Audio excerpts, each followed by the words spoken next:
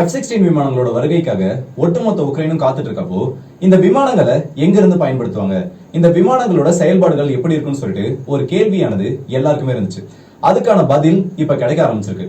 இந்த F-16 பொறுத்த வரைக்கும் கார்கிவ் பகுதியை மையப்படுத்தி கார்கிவ் ரீஜன்ல வச்சுதான் இந்த ரஷ்யாவுக்கு எதிரான தாக்குதலை இந்த F-16 தொடங்க போகுது.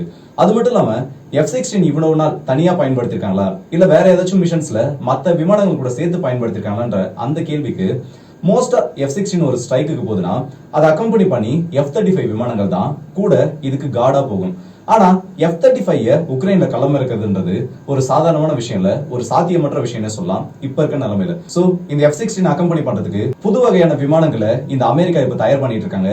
ஏற்கனவே ஸ்வீடன் ஒரு அறிவிப்பு கொடுத்திருக்காங்க, எங்களோட ஏவாக்ஸ் விமானங்கள் கூடிய சீக்கிரத்துல உக்ரைனுக்காக கொடுக்கப்படும் சொல்லிட்டு. அப்படின்னா F-16க்கு இந்த விமானங்களோட சப்போர்ட் ஆனது கிடைச்சதுன்னா கார்கிவ்ல இருந்துகிட்டே ரஷ்யன் டெரிட்டரிக்குள்ள இருக்க இல்ல ரஷ்யன் டெரிட்டரிக்குள்ள பறந்துட்டு இருக்க ரஷ்யாவோட விமானங்களை இந்த F-16 வேட்டையாட முடியும். இது எல்லாத்தையுமே இந்த வீடியோ டீடைலா பார்க்கலாம். சோ வாங்க வீடியோக்குள்ள போயிடலாம். நான் உங்களுக்கு தமிழ் டிபி ட்ரெண்டிங்ஸ்.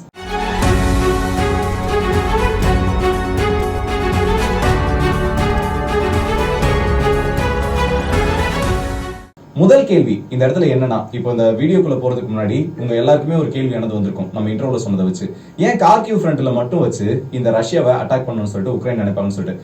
அதுக்கான பதில் ரொம்ப சிம்பிள். இப்ப மத்த ரீஜன்ல கர்சன் ரீஜனா இருக்கட்டும் இல்ல டான்பாஸ் ரீஜனா இருக்கட்டும் ஜாப்ரோசிஷன் சொல்லிட்டு எல்லா ஃப்ரண்ட்லயுமே யுத்தமானது நடந்துட்டு இருந்தாலும் ரஷ்யாவுக்கு அதிக நிலப்பரப்பை பொறுத்த வரைக்கும் கார்கிவ் ரீஜன்ல தான் ரஷ்யாவுக்கு வெற்றிகளானது நிறைய கிடைச்சிட்டு இருக்கு. சோ இந்த இடத்த முதல்ல கவுண்டர் பண்ணி ஆகணும், இல்லனா ரஷ்யா கொஞ்ச நாள்லயே இந்த ஒட்டுமொத்த ரீஜனையும் புடிச்சிருவாங்கன்ற பயம் இந்த உக்ரைனுக்கு இருக்கு.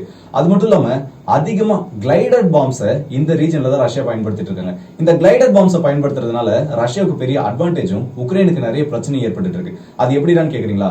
நார்மலா ஒரு பாம்பை டிராப் பண்ணணும்னா அதோட டார்கெட்டை போயிட்டு அதை அடிக்கணும்னா அந்த ரீஜனுக்கு மேல பறந்து அப்படி இல்லைன்னா ஒரு குறிப்பிட்ட தூரத்துல இருந்து அதை லான்ச் பண்ணா கரெக்டா அதோட இன்ஜின்ஸ் ஆன் பண்ணி அந்த டார்கெட்டை போயிட்டு அதை அடையும். ஆனா இதுல இருக்க ஒரு பெரிய பிரச்சனை என்னன்னா அதோட இன்ஜின்ஸ் ஆன் ஆகி ஆக்டிவா ரேடாரை யூஸ் பண்ணி அதோட டார்கெட்டை ஃபைண்ட் பண்ற மிசைல ஈஸியா எலக்ட்ரானிக் வார்ஃபேர் சூட் வச்சு அதை கண்டுபிடிக்க முடியும், அதை ஜாம் பண்ணவும் முடியும். அதே மாதிரி ஏர் டிஃபென்ஸ் சிஸ்டம் மிசைலை பொறுத்த வரைக்கும் ஈஸியா அதை இன்டர்செப்ட் பண்றதுக்கான சான்சஸ் இருக்கு. ஆனா இந்த கிளைட் பாம்ஸை பொறுத்த வரைக்கும் நார்மலான ஒரு வெடிகுண்டு மேல அதுல 2 ஃபின்னர் ரெடி பண்ணி அது மேல பிக்ஸ் பண்ணி அதை கிளைட் பண்ணிட்டு போய் ஒரு 50 கிலோமீட்டர் 60 கிலோமீட்டர் தொலைவு சேஃபான டிஸ்டன்ஸ்ல இருந்து எதிரியோட விமானத்தின் மூலமா அதை லான்ச் பண்ணி இலக்க போய் அடைய வைக்கிறது தான் இந்த கிளைட் பாம்ஸ். இந்த கிளைட் பாம்ஸை பொறுத்த வரைக்கும் மோஸ்டா இதுல ஜிபிஎஸ் சிக்னல்ஸ் யூஸ் பண்ண மாட்டாங்க. அதுக்கு பதிலா ரிங் பேஸ்ட் கைரோஸ்கோப் இல்ல இனர்ஷியல் நேவிகேஷன் சிஸ்டம் இந்த மாதிரி அனலாக் மெத்தட்ஸ்ல இருக்க சிஸ்டம்ஸ் யூஸ் பண்றதுனால இது எலக்ட்ரானிக் வார்ஃபேர் சூட்ன்றதுக்கு ஒரு சிம்ம சொப்பனமா மாறிடும். அவ்வளவு சீக்கிரத்துல ஏர் டிஃபென்ஸ் சிஸ்டம் மிசைல்ஸ் ஆலையும் இதை டிஃபெண்ட் பண்ண முடியாது. சரி, அந்த ஏர்கிராஃப்டாவது அடிக்க முடியுமான்னு பார்த்தோம்னா ரஷ்யா இப்ப இந்த கிளைடட் பாம்ஸ் எப்படி யூஸ் பண்ணிட்டு இருக்காங்கன்னா ரஷ்யன் டெரிட்டரிக்குள்ள இருந்தே சேஃபா அவங்களோட டெரிட்டரிக்குள்ள இருந்தே இந்த பாம்ஸ் லான்ச் பண்ணிட்டு திரும்ப ரிட்டர்ன் சேஃபா அவங்களோட ஏர் பேசஸ்க்கு திரும்பிட்டு இருக்காங்க. இது உக்ரைனுக்கு பெரிய அடியா விழுந்துட்டு இருக்கு. இப்போ உக்ரைன் என்ன முடிவு பண்றாங்கன்னா F-16 வரட்டும். F-16 வந்ததுன்னா கார்கிவ் ரீஜன்ல இவங்களோட ஏர் ஸ்பேஸ்க்குள்ள பறந்துகிட்டு ரஷ்யாவோட விமானங்கள் ரஷ்யன் ஏர் ஸ்பேஸ்க்குள்ள பறக்கிறத இவங்களால சுட்டு வீழ்த்த முடியும். இதுக்கு காரணம் என்னன்னா இந்த கார்கிவ் ஃப்ரண்ட்டை பொறுத்த வரைக்கும் இப்போ வரைக்கும் ரஷ்யா ஒரு 20ல இருந்து 25 கிலோமீட்டர் தான் மேக்ஸிமம் ஃப்ரண்ட் லைன் அந்த ரஷ்யன் டெரிட்டரியில இருந்து ஆக்சுவல் டெரிட்டரியில இருந்து இப்போ உள்ள வந்திருக்காங்க. சோ இந்த ஒரு டிஸ்டன்ஸ்ன்றது F-16க்கு ஈஸியா போயிடும். இப்போ F-16 தனியா வர போறது இல்ல, beyond visual range missile visual range மிசைல்னு சொல்லிட்டு 160 கிலோமீட்டர் தொலைவுக்கு போய் தாக்கக்கூடிய அந்த மிசைல்ஸோட தான் இந்த F-16 வரப்போகுது. சோ கார்கிவ் ரீஜன்ல வச்சு ரஷ்யாவோட ஃபைட்டர் ஜெட்ஸை வேட்டையாடுறதுக்கான பிளான்ல இப்போ உக்ரைன் இருக்காங்க. இதுக்கு சப்போர்ட் கொடுக்கிற விதமா நான் முன்ன சொன்ன மாதிரி F-16 இருந்து இது வரைக்கும் பெருசா பயன்படுத்தப்பட்ட போதெல்லாம் அமெரிக்காவோட சார்பில் பயன்படுத்தப்பட்ட போதெல்லாம் அது F-35 எஸ்கார்ட் பண்ணி போயிருக்கு. ஆனா அந்த நிலைமை உக்ரைன்ல நடக்கிறதுக்கு வாய்ப்பு இல்ல. சோ F-16க்கு எது உறுதுணையா இருக்கும், டார்கெட்டை ஃபைண்ட் பண்ணி கொடுக்கறதுக்கு எந்த விமானங்கள் பயன்படுத்த போகுதுன்னு கேட்டீங்கன்னா ஸ்வீடன் ஒரு அறிவிப்பு கொடுத்திருந்தாங்க கொஞ்ச நாளைக்கு முன்னாடி. அதையும் நான் உங்ககிட்ட சொல்லியிருப்பேன். 2 ஏவாக்ஸ் விமானங்களை ஏர்பார்ன் இயர்லி வார்னிங் ரேடார் சிஸ்டம்ஸை நாங்க உக்ரைனுக்கு கொடுக்க போறோம்னு சொல்லிட்டு இந்த விமானங்கள் ஒரு மேஜர் ரோலை பிளே பண்ண போகுது இந்த கார்கிவ் ரீஜன்ல இந்த உக்ரைன் பண்ண போற சம்பவத்துக்கு. அதுக்கான காரணம் என்னன்னு கேட்டீங்கன்னா இந்த ஸ்வீடன் கொடுக்க போறதா சொல்லக்கூடிய இந்த விமானங்களால 800 கிலோமீட்டருக்கு மேல இருக்க அந்த ஏரியல் டார்கெட்ஸை இதை ஈஸியா ஃபைண்ட் பண்ண முடியும். அந்த டேட்டாவை உக்ரைனோட ஃபைட்டர் ஜெட்ஸ்க்கு டிரான்ஸ்ஃபர் பண்ண முடியும். இதுல இவ்வளவு நாள் உக்ரைனுக்கு இருந்த சிக்கல் என்னன்னா, ஒருவேளை முன்னாடியே அந்த ஏவாக்ஸ் விமானங்கள் கொடுத்திருந்தாலும் அது எல்லாமே வெஸ்டர்ன் கண்ட்ரிஸ் மேட் விமானங்கள். அதை பயன்படுத்துறதுக்கோ இல்ல அதுல இருக்க கோஆர்டினேட்ஸ் ப்ராசஸ் பண்றதுக்கோ இவங்களுக்கு நிறைய டைம் ஆனது இருக்கும். ஆனா இப்ப F-16ல ட்ரைனிங் எடுத்ததுக்கு அப்புறமா F-16க்கான அந்த வெஸ்டர்ன் பிளேயர்ஸை எப்படி பயன்படுத்தணும்ன்ற அந்த ட்ரைனிங் கிடைச்சதுக்கு அப்புறமா இவங்களுக்கு வெஸ்டர்ன் கண்ட்ரிஸோட விமானங்கள் எப்படி இருக்கும், இதோட இன்ஃபர்மேஷன்ஸ் நம்ம எப்படி ப்ராசஸ் பண்ணணும்னு சொல்லிட்டு ஒரு கிளியர் கட்டான ஐடியா கிடைச்சிருச்சு. அந்த எக்ஸ்பீரியன்ஸை கொண்டு வந்து இந்த இடத்துல பயன்படுத்தினாங்கன்னா ஈஸியா ரஷ்யன் டெரிட்டரிக்குள்ள இருந்து ஒரு விமானமானது டேக் ஆஃப் ஆகி அது பறக்க ஆரம்பிச்சிருச்சுனாலே அதை உக்ரைனால கேப்சர் பண்ண முடியும். அப்படி கேப்சர் பண்ணப்பட்டுச்சுன்னா அந்த விமானங்களை அழிக்கிறதுக்கு ஒரு பியாண்ட் விஷுவல் ரேஞ்ச் மிசைல இந்த F-16ல இருந்து ஃபயர் பண்ண முடியும். அது ரஷ்யாவுக்கு சிக்கல் அதிகமா ஏற்படுத்தும். சரி, இந்த ரெண்டு காம்போவும் சேர்ந்து ரஷ்யாவோட விமானங்களை வேட்டையாடிடுவாங்களா, இல்ல ரஷ்யாவுக்கு இதுல ஏதாச்சும் அனுகூலம் இருக்கான்னு கேட்டீங்கன்னா, இந்த ஏவாக்ஸை பொறுத்த வரைக்கும் உக்ரைனே ரஷ்யாவோட ஏவாக்ஸ் அடிச்சிருக்காங்க. அதை இப்போ ரஷ்யாவும் ரீசெண்டா ஒத்துக்கிட்டாங்க. அப்படிப்பட்ட விமானங்களை வேட்டையாடுறது ரஷ்யாவுக்கு சிட்டிங் டக்ஸ் மாதிரி தான். எப்படி அதிக பொருட்செலவுல உருவாக்கப்பட்ட இந்த விமானங்களை ஈஸியா அழிக்கிறதுன்ற மெத்தட் எல்லாமே ரஷ்யாவுக்கும் தெரியும்.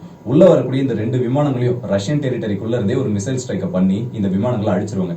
ரெண்டாவது பட்சம் இந்த F-16 வேட்டையாடுறதுக்கு ரஷ்யா என்ன வகையான விமானங்களை பயன்படுத்த போறாங்க, அந்த விமானங்களுக்கு எதிராக, அதாவது F-16 எதிராக அதனால எஃபிஷியன்டா பயன்படுத்த முடியுமான்னு கேட்டீங்கன்னா, இந்த இடத்துல ரஷ்யா Su-35 களமிறக்கிறதுக்கான சான்ஸ் இருக்கு.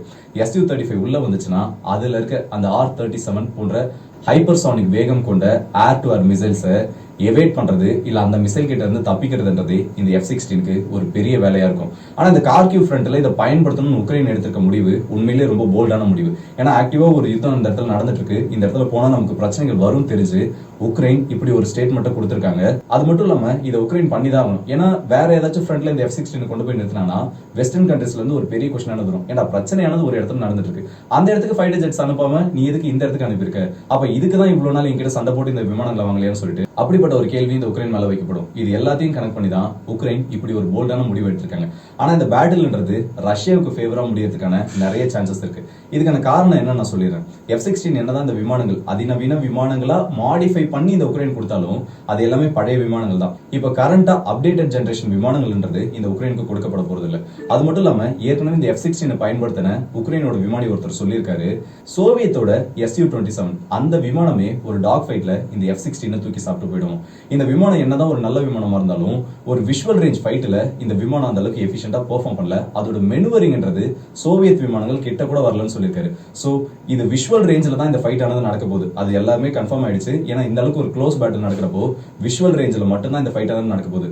ரொம்ப இன்ட்ரெஸ்டிங்கான விஷயமா இருக்க போகுது. இந்த பக்கம் ரஷ்யாவோட விமானங்கள், இந்த பக்கம் அமெரிக்காவோட விமானங்கள், இது ரெண்டு பேட்டில் எப்படி பெர்ஃபார்ம் பண்ண போகுதுன்னு சொல்லிட்டு இந்த உலகமே இந்த ஒரு பேட்டில் எதிர்பார்த்துட்டு இருக்காங்க.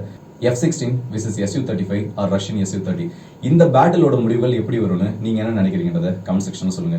ஒருவேளை இந்த F-16ஆல கார்கிவ் ரீஜன்ல இருந்து ரஷ்யன் ஃபைட்டர்ஸை சுட்டு வீழ்த்த முடியுமான்னு நீங்க என்ன நினைக்கிறீங்கன்றது கமெண்ட் செக்ஷன்ல சொல்லுங்க. அடுத்த வீடியோ சந்திப்போம். அதுவரை விடைபெறுவது உங்கள் ஆர்கே.